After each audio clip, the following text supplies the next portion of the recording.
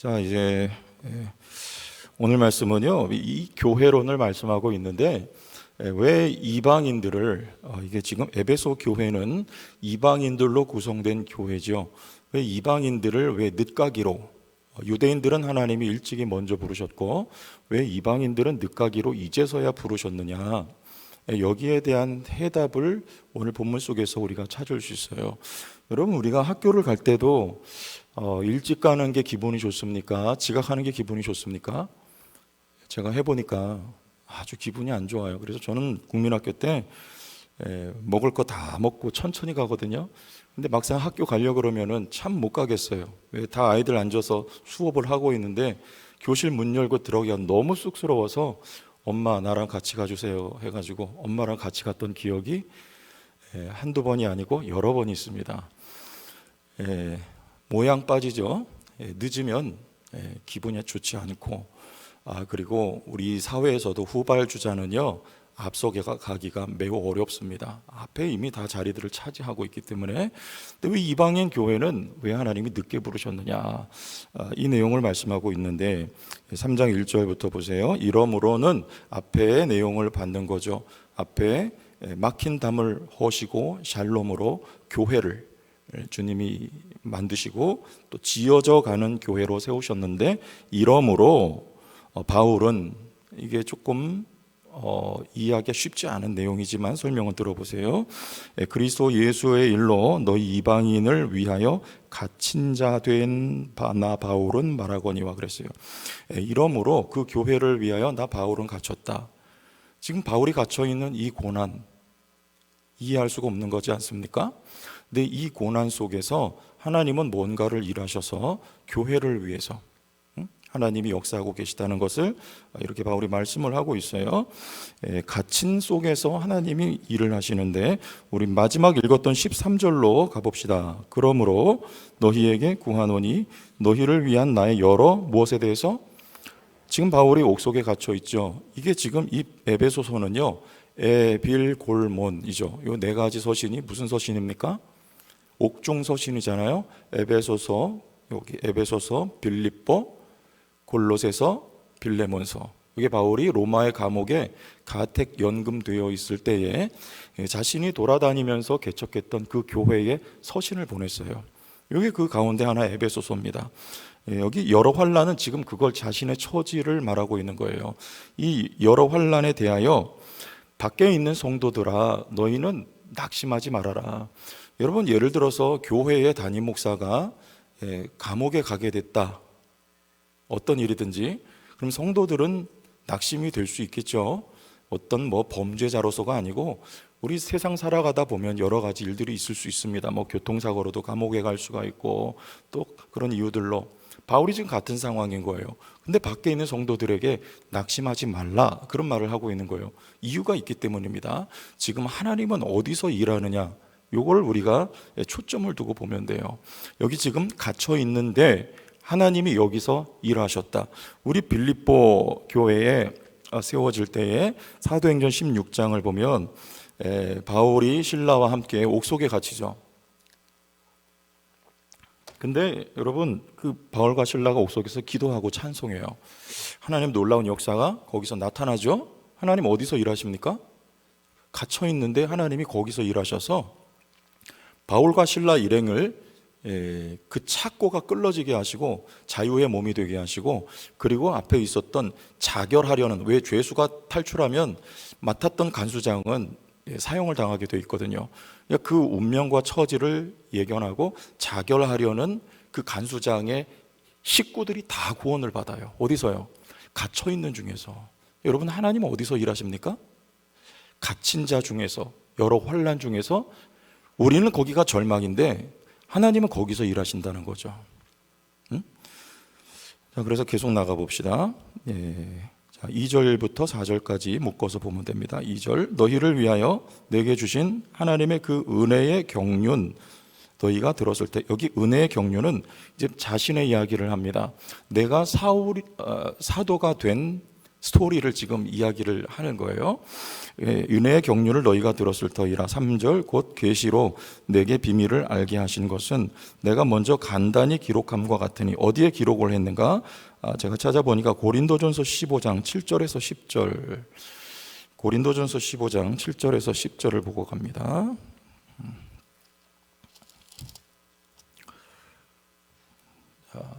나왔죠? 같이 읽어보세요. 시작.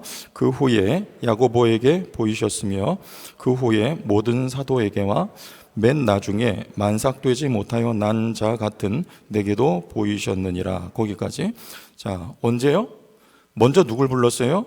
앞에 보면 게바에게 보이시고 12제자에게 보이시고 또 그 후에 500여 형제에게 일시에 보이시고.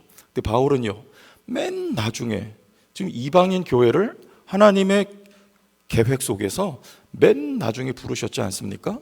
너희가 하나님의 구원의 경륜 속에 교회로 부름받은 자들이다. 이걸 지금 설명하는 거예요. 그때 그걸 비밀이라고 바울이 말을 하죠. 근데 누가 먼저 그 길을 걸었습니까? 바울 자신이 맨 나중에 만삭되지 못하여 난 자 같은 내게도 주님이 보이셨다. 9절 나는 사도 중에 가장 뭐한 자라. 자, 맨 나중에 부름받은 사람은요, 작습니까? 큽니까? 작죠? 여러분, 다윗이 맨 나중에 부름받았죠?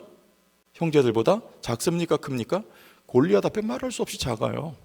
이 사도 바울이 가장 작은 자라. 나는 하나님의 교회를 박해하였으므로 사도라 칭함받기를 감당하지 못할 자니라. 10절 시작. 그러나 내가 나 된 것은 하나님의 은혜로 된 것이니 내게 주신 그의 은혜가 헛되지 아니하여 내가 모든 사도보다 더 많이 수고하였으나 내가 한 것이 아니요 오직 나와 함께 하신 하나님의 은혜로라. 하나님이 맨 나중에 부르신 이유는 뭡니까? 하나님의 은혜가 은혜되게 하기 위한 것입니다. 앞서가는 자는 자기의 노력이 반영이 된다고 생각이 들 수 있죠. 그러나 맨 나중에 불렀는데 이 사람이 앞서가요. 사도 바울이 성경에 13권을 쓰면 대단한 거예요. 여러분, 이런 학자는 없어요. 이런 신앙인은 또 없어요. 베드로는요, 성경을 읽어보면요, 이 바울의 필체와 문체와는 게임이 안 됩니다. 바울은요, 로마서 통째가 다 논리로 연결이 되어 있어요. 많이 공부한 사람이에요.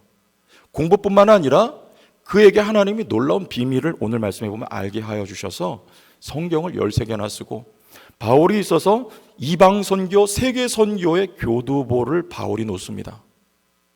나중에 불렀는데 그가 말로 할 수 없이 더 앞서가요. 무엇 때문입니까? 바울의 고백처럼 은혜로 된 것이다. 바울은 이야기하고 있는 것이죠. 여러분, 그러니까 이 대목에서 바울은 이 이방인들을 향한 사도인데 이방인들이 가는 길을 바울이 먼저 간 거예요. 이방인들이 늦게 부름받아서 이 이방인들이 유대인들을 앞지르죠. 하나님의 축복이 유대인들을 지나서 이방인에게 쏟아 부어지지 않습니까? 근데 이 이방인들의 운명을 바울이 먼저 간 거예요. 이스라엘 백성들이 출애굽할 때 그 이스라엘 백성의 길을 요셉이 먼저 들어갔죠.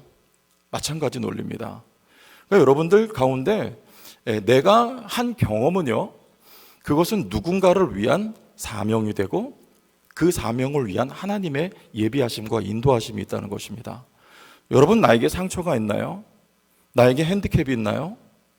그게 지금 당장은 나에게 저주 같을지 몰라도 여러분, 그것을 하나님이 여러분의 삶에 허락하신 것은요, 누군가를 위한 선행이에요. 그게. 그래서 여러분이 하늘의 별이 되어서 뭐가요? 여러분의 상처가, 그 아픔이, 그 장애가 하늘의 별이 되어서 뒤따라오는 후발주자들에게 여러분이 삶이 별이 된단 말입니다. 길이 되어요. 캄캄한 밤을 혼자 갈 때에 어디로 가야 할지 모를 때 별을 보고 따라가면 되는 거 아닙니까? 여러분이 그 별과 같은 존재가 여러분의 상처가 된단 말입니다.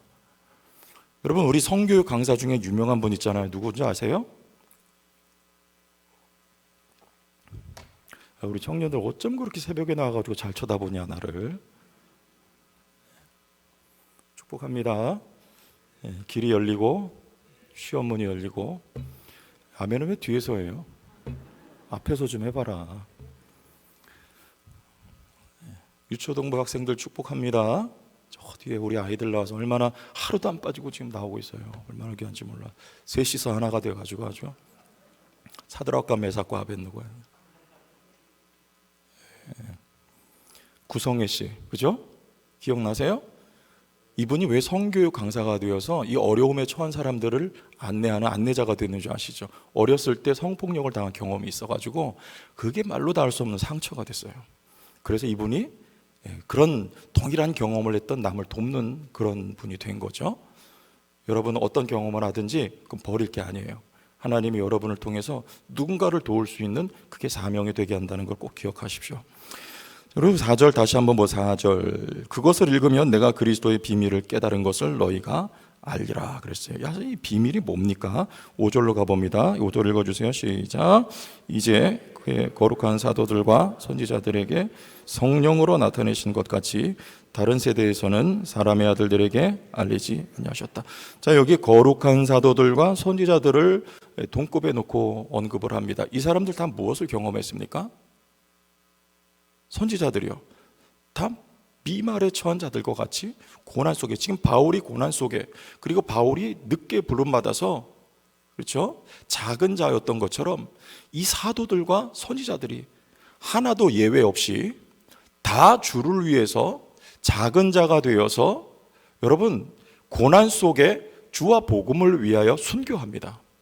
사도 요한도 결국엔 그 순교의 자연사지만 반모섬에 유배되어 선지자들 한 사람도 예외 없이 모두가 다 이 세상 속에 작은 자가 되어서 주를 위해 여호와 하나님을 위해서 순교한 사람들이 선지자예요. 자, 여기에 하나님의 은혜가 어디에 임하느냐?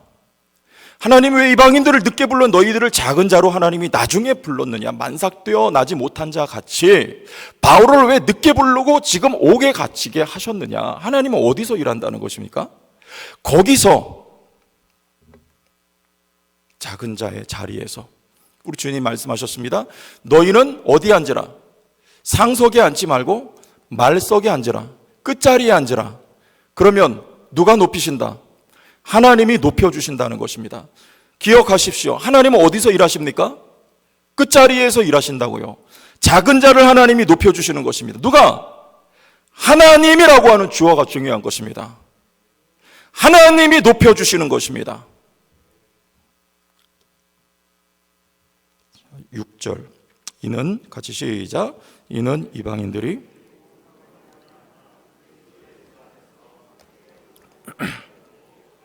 함께 지체가 되고 함께 참여하는 자가 됨이라. 자, 이제 누구 얘기예요? 먼저 사도 바울 자신의 이야기를 하죠.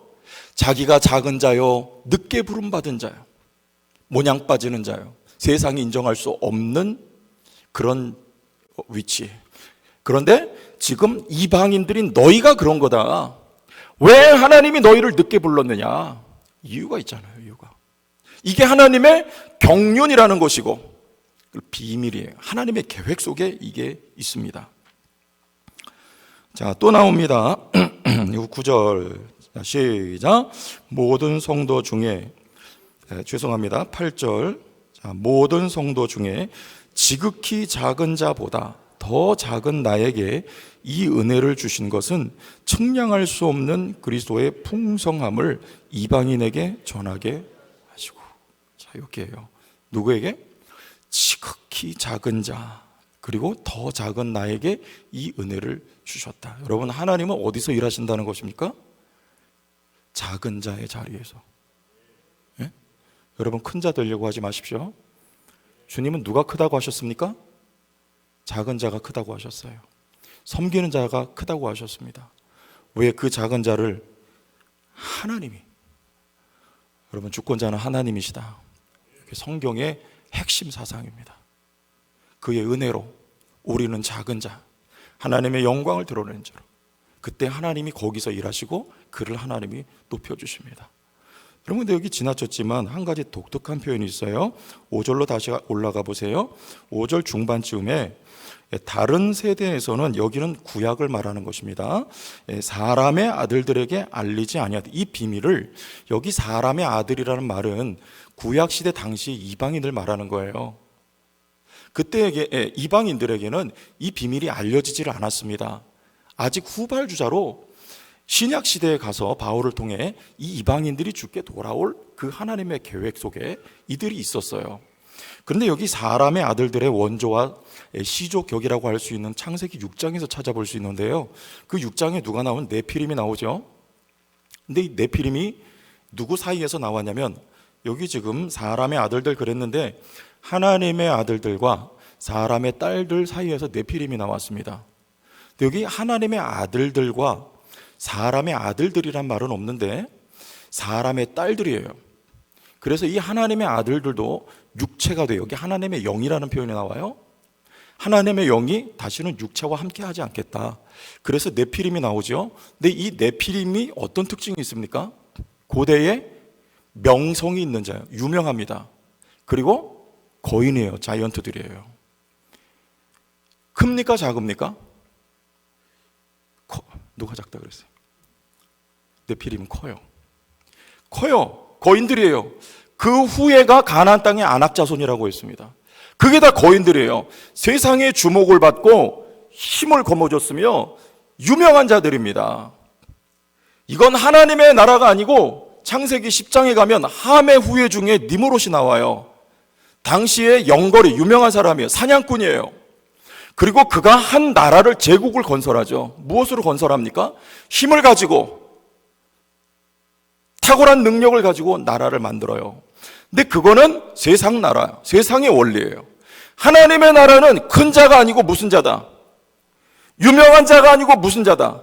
바울이 무명한 자예요. 하나님은 어디서 일하신다? 힘 있는 자와 함께 일하시지 않고 거인들과 함께 일하시지를 않습니다. 그래서 12명의 정탐꾼이 그 땅을 가서 정탐을 하죠. 가데스바네아에서 10명이 뭐라 합니까? 우리는 크다 작다. 작다는 거예요. 메뚜기 신드롬 가지고 돌아왔습니다. 우리는 다 죽었다. 저들은 거인이다. 우리는 작으니까 우리는 저주의 위치에 있는 자들이다. 이게 뭐냐? 근데 2명은 뭐라요? 완전히 입장이 달라요. 저들은 우리의 밥이다. 작은 거 맞아. 저들은 키가 커, 힘이 세, 무기가 우리보다 문명이 앞서 있어. 그렇지만 저들은 우리의 밥이다. 왜냐? 하나님은 큰 자와 함께 일하지 않고 작은 자와 함께 일하기 때문이라는 것입니다. 이게 갈렙을 묘사할 때 갈렙은 그들과 마음이 달랐다 했는데 마음이 아니고 영이 다른 거예요. 성경에 영이 달랐다 그랬어요. 이들에게 역사하는 성령이고 그들에게는 육신이 역사한 것입니다. 이게 바로 이 세상 니므롯의 후예들이에요. 큰 것을 사모하는 자, 앞서가기를 원하는 자, 힘을 갖기를 원하는 자. 세상의 논리요? 내가 스스로 하나님 되보려고 하는 시도요.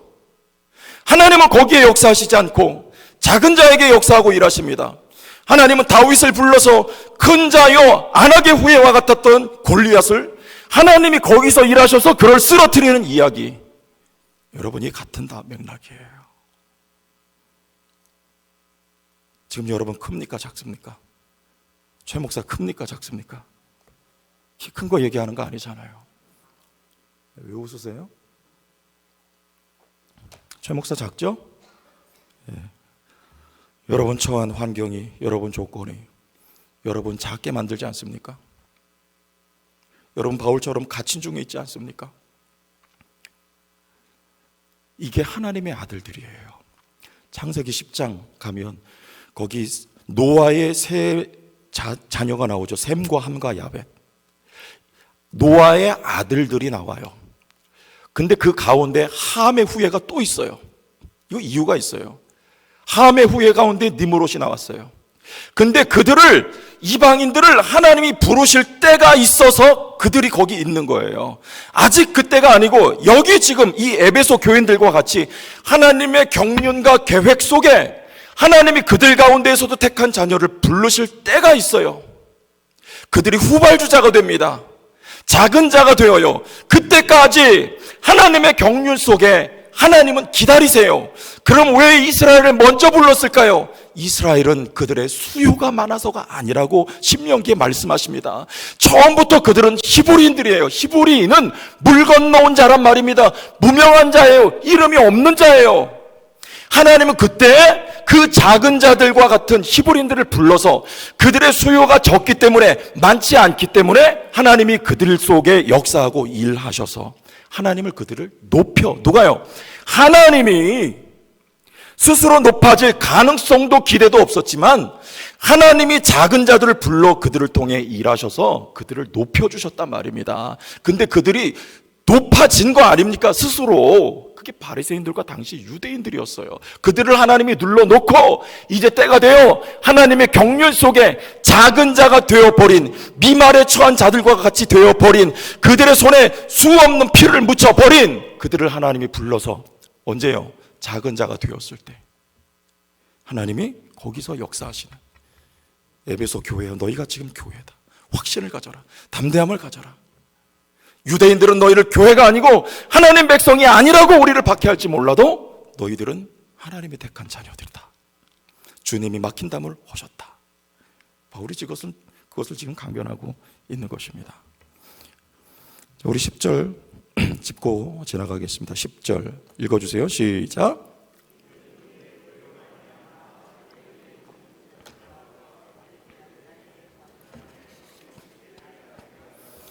여기 통치자들과 권세자들도 하늘에 있는 이것을 굉장히 궁금해해요. 이 비밀을, 이게 뭐냐? 도대체 왜 하나님이 예수 그리스도를 십자가를 짊어지도록 이 땅에 보내셨느냐?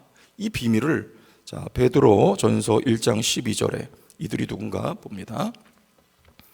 시작. 이 섬긴 바가 자기를 위한 것이 아니요 너희를 위한 것이 계시로 알게 되었으니 이것은 하늘로부터 보내신 성령을 힘입어 복음을 전하는 자들로 이제 너희에게 알린 것이요 누구도 천사들도 살펴보기를 원하는 것이니라.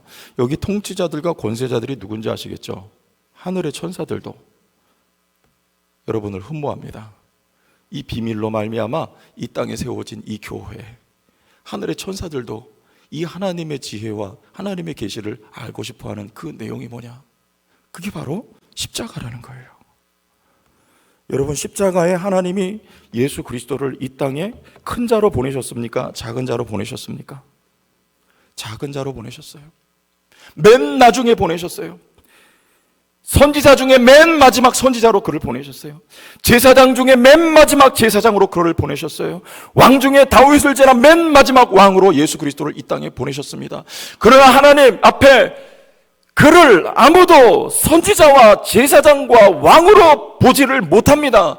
왜냐하면 그는 이 니무롯이 지배하는 이 세상에는요, 그를 왕이나 선지자나 제사장으로 눈여겨볼 이에 눈이 없어요. 작아요. 무시당합니다. 그래서 그는 십자가를 져요. 이게 저주의 자리예요. 우리는 다 죽었다. 10명의 정탐꾼들이 외쳤던 그 자리, 저주의 자리예요. 세상에서는 더 이상 소망이 없습니다. 이제 끝난 거예요. 그러나 기억하세요. 하나님은 거기서 일하셨단 말입니다.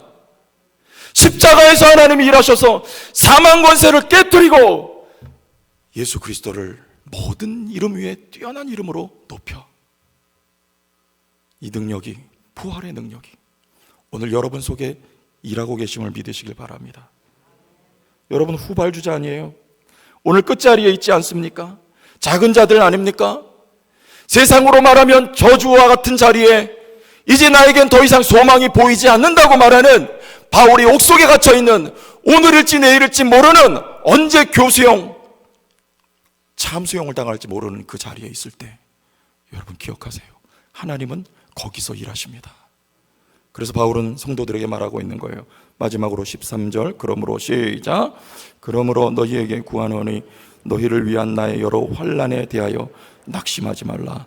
이는 너희의 영광이니라. 바울이 참수형을 당하여 죽습니다. 그러나 바울의 영광, 너희의 영광, 그의 죽음으로 말미암아 교회가 온 땅을 뒤덮게 되는 거예요. 예수 그리스도의 희생으로 말미암아 오늘 여러분과 저와 이 자리에 있는 것입니다. 하나님은 낮은 자리 십자가에서 일하셔서 나도 살리고 나의 영예도 하나님 회복시켜 주시고 너도 살리는 교회가 교회되게 하시는 하나님의 능력은, 이 비밀은 고린도전서 말씀에 곧 십자가였다는 말입니다. 오늘 여러분 삶에 태워진 십자가는 영광인 것을 믿으시길 바랍니다. 하나님의 창조의 원리가 그랬어요. 하나님은 인간을 창조하실 때 흙으로 지으셨어요. 흙은 먼지예요. 아파르는요, 흙도 아니에요. 그건 하늘을 날아다니는 먼지예요. 이게 우리예요. 아무것도 아닌 자예요. 작은 자예요. 그런데 누가 하나님이 일하셔서 하나님이 거기서 일하셨어요. 하나님이 그 코에 생기를 불어넣어서 그가 존재가 되는 것입니다. 마귀는요, 그 하나님의 창조 섭리를 어그러뜨린 거예요. 네가 스스로 하나님이 되어봐라. 스스로 존재가 되어봐라. 이게 마귀요, 세상의 논리예요. 하나님은 작은 곳에서 일하시고 죽은 것 같은 자리에서 하나님이 오늘도 여러분을 살려서 높여주시고 하나님의 아들들이 되게 하시고 하나님의 영광이 십자가 짊어져 죽은 것 같은 여러분의 삶에 비추어 드러내 주실 것을 믿으시기 바랍니다.